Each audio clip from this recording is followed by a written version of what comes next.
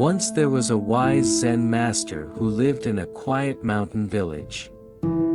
He was known for his compassion and wisdom, and people from all around sought his guidance. One day, a man from the village approached the Zen master with a heavy heart. He explained that since marrying his second wife, his stepdaughter seemed to hate him. No matter how kind he was to her, she remained cold and distant. The Zen master listened attentively and then offered the man a simple piece of advice. He said, "Tomorrow, take your stepdaughter for a walk by the river, just the two of you. Say nothing and let her lead the way." The man was puzzled by this advice but trusted the master's wisdom. The next day, he took his stepdaughter for a silent walk along the riverbank.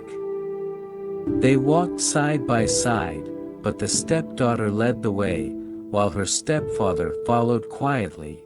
As they walked, the girl began to notice the beauty of the river, the gentle rustling of the leaves, and the songs of the birds.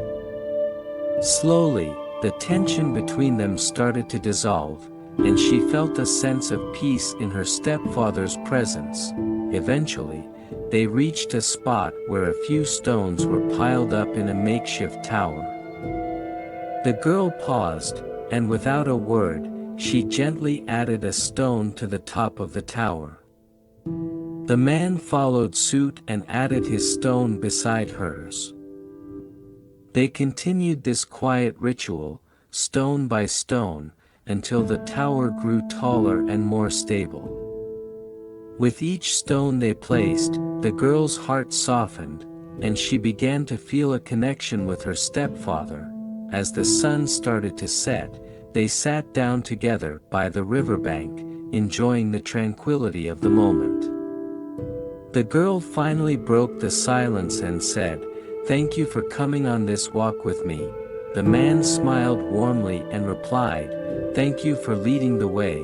From that day on, the stepdaughter's resentment gradually faded away, and she began to see her stepfather in a different light. The simple act of sharing a silent and mindful moment had opened a path for understanding and acceptance between them. The Zen master's wisdom taught them both that sometimes, the greatest way to bridge divides is not through words or force, but through quiet presence and shared experiences.